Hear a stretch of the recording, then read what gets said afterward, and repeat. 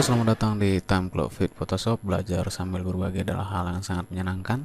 Kali ini kita akan berbagi sedikit tentang shortcut, yaitu tombol pada keyboard yang bisa kita gunakan untuk mengakses tool ataupun menu tanpa menggunakan mouse, dan semuanya bertujuan untuk mempercepat dalam pengerjaan kita di Photoshop. Langsung saja kita buka Photoshop kita.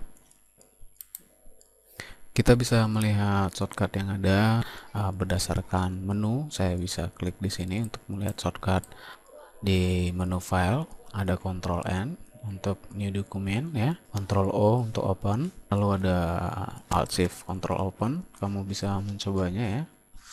Kita juga bisa melihat shortcut berdasarkan tool. Kita bisa klik di salah satu toolnya. Ada M untuk marker tool, misalnya ada L untuk lasso tool, dan kamu bisa mencobanya. Selanjutnya kita juga bisa merubah shortcut yang ada. Terlebih dahulu kita masuk ke menu edit. Saya klik di sini dan saya masuk ke keyboard shortcut di sini, atau Alt Shift Ctrl K di keyboard. Saya klik di sini.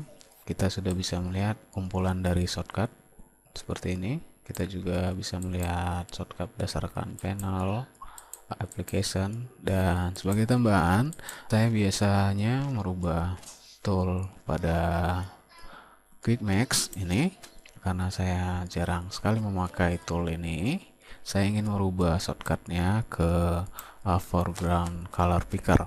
Saya bisa klik di sini lalu saya tekan Q dan kita mendapatkan pesan Q sudah dipakai oleh Quick Max, tapi kita bisa mengaccept saja. Saya accept dulu di sini, saya klik, dan seperti yang kita lihat, shortcut Q sudah dimiliki oleh foreground color. Kita juga bisa melihat Quick Max kita tidak memiliki shortcut. Oke, langsung saya tutup saja dulu, saya klik OK, dan kita akan mencoba tombol Q yang sudah kita setting tadi. Saya tekan Q di keyboard. Kita sudah bisa melihat foreground color kita, ya, seperti ini. Selanjutnya kita akan mencoba beberapa shortcut lagi yang akan sering kita gunakan dalam pengerjaan kita di Photoshop. Misalnya saya akan membuat dokumen baru. Saya tekan Ctrl N di keyboard, lalu saya akan merubah nama dokumen menjadi shortcut misalnya. Ya, saya biarkan settingannya seperti ini. Langsung saya klik OK.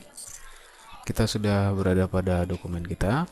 Selanjutnya kita juga bisa membuat layer baru dengan menggunakan keyboard. Saya tekan Ctrl Shift N dan saya akan mengganti nama layer kita. Misalnya saya akan ketik 1 di sini untuk namanya.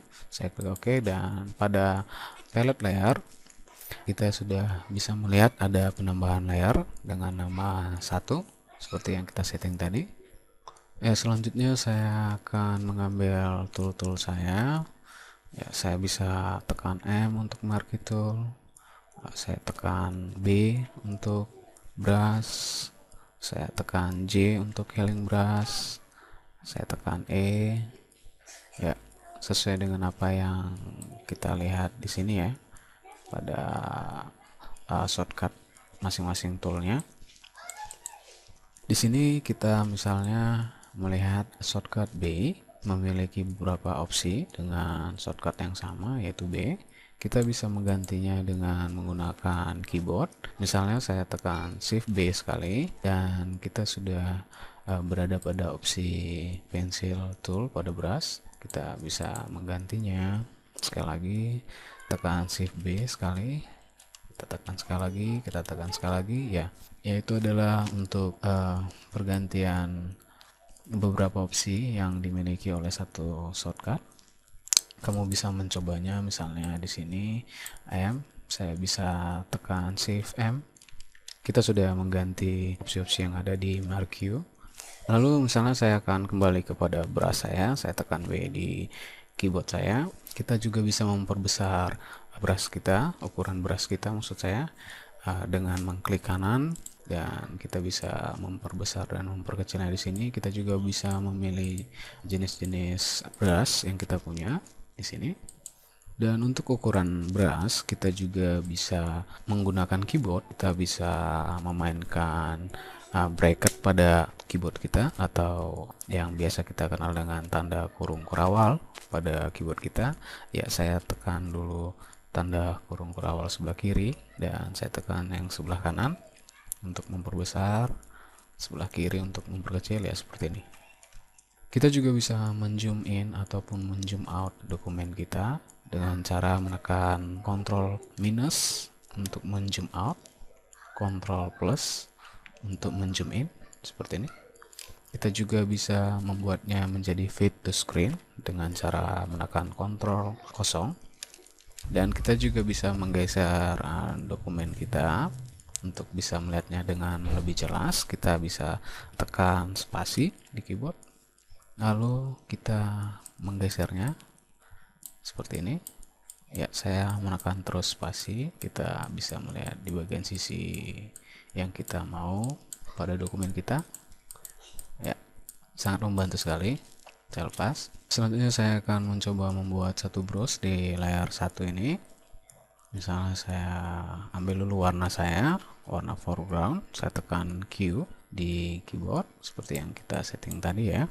Dan saya akan mengambil warna merah, saya klik OK, lalu saya akan mulai menggunakan brush di dokumen kita seperti ini. Saya zoom out dulu, tekan Ctrl minus. Ya. Kita juga bisa menduplikasi layer kita. Misalnya saya tekan Ctrl J dan kita sudah bisa melihat kita melakukan penduplikasian terhadap layer 1. Dan saya akan mencoba menduplikasikannya sekali lagi. Saya tekan Ctrl J dan kita sudah bisa melihat di sini ada 3 layer 1, 1 copy dan 1 copy 2. Dan biasanya kita juga sering menggabungkan layer. Kita bisa tekan Ctrl E pada keyboard dan kita lakukan sekali lagi, tekan Ctrl E pada keyboard. Ya, kemudian saya akan mengcopy dulu layer 1 kita ini. Saya bisa tekan Ctrl J untuk mengcopy atau menduplikasi layer, Ctrl J, dan kita sudah berhasil menduplikasi layer 1 kita dengan nama 1 copy. Saya akan ganti dulu namanya, saya double klik pada namanya dan saya akan ganti dengan 2 untuk namanya. Saya enter. Saya juga bisa merubah warna pada layer 2 kita ini. Untuk melihat perbedaannya, saya akan memberikan warna lain. Terlebih dahulu saya akan tekan Ctrl, saya klik di dalam, dan kita sudah berhasil membuat suatu seleksi di layer 2. Dan kita akan coba mengganti warnanya. Saya akan ambil warna saya tekan Q pada keyboard dan saya akan ganti dengan warna pink misalnya seperti ini. Saya klik OK. Kemudian saya akan memberikan warna yang kita setting tadi ke dalam daerah yang kita seleksi ini.